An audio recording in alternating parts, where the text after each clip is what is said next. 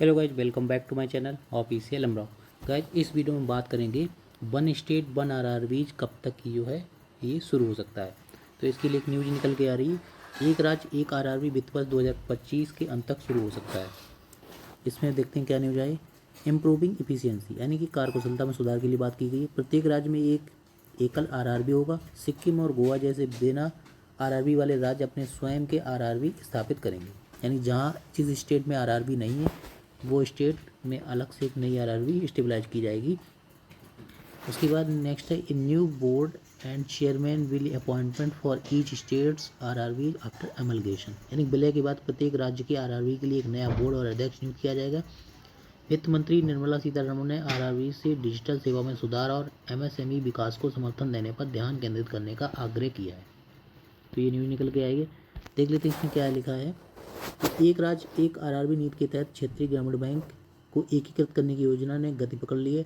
मामले से परिचित एक सूत्र के अनुसार केंद्र हितधारकों को शामिल कर रहा है और वित्त वर्ष 2025 के अंत तक इस प्रक्रिया को पूरा करने का लक्ष्य बना रहा है।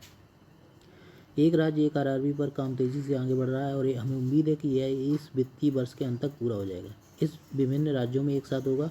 हमने पहले ही राज्यों और भारतीय रिजर्व बैंक तथा राष्ट्रीय कृषि और ग्रामीण बैंक सहित नियामकों को इसमें शामिल कर लिया है। एक वरिष्ठ अधिकारी ने कहा कि विकास बिजनेस स्टैंडर्ड ने 6 सितंबर को बताया कि केंद्रीय वित्त मंत्रालय जो है एक राज्य एक आरआरबी नीति के तहत आरआरबी को समेकित करने की योजना बना रहा है। यानी कि एकीकृत करने की योजना बना रहा है ताकि दक्षता में सुधार हो और प्रायोजक सार्वजनिक क्षेत्र के बैंकों के बीच प्रतिस्पर्धा कम हो।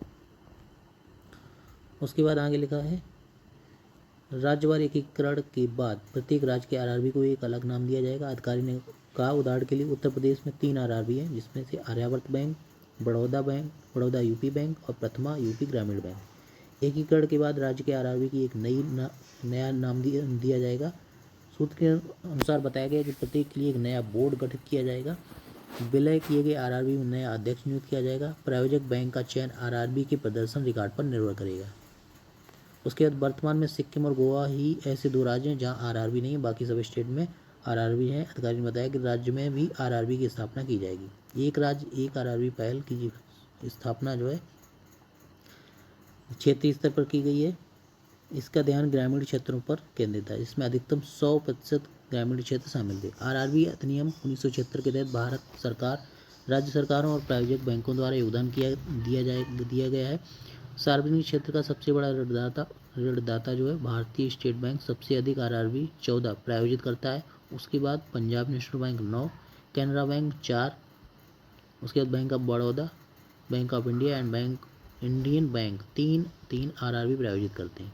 यानी इनके स्पॉन्सर बैंक हैं। उसके बाद सेंट्रल बैंक ऑफ इंडिया 2 प्रायोजित करता है और UCO bank, J&K bank, Indian overseas bank, union bank of India और बैंक ऑफ महाराष्ट्र एक प्रायोजक हैं। आंध्र प्रदेश, उत्तर प्रदेश और पश्चिम बंगाल में 3 आरआरबी हैं, जबकि बिहार, गुजरात, जम्मू और कश्मीर, कर्नाटक, मध्य प्रदेश, महाराष्ट्र, उड़ीसा, राजस्थान और तेलंगाना में 2 आरआरबी हैं।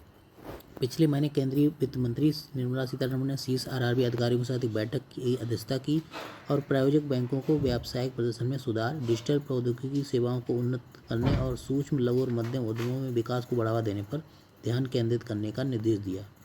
तो ये न्यूज़ निकल के आई है।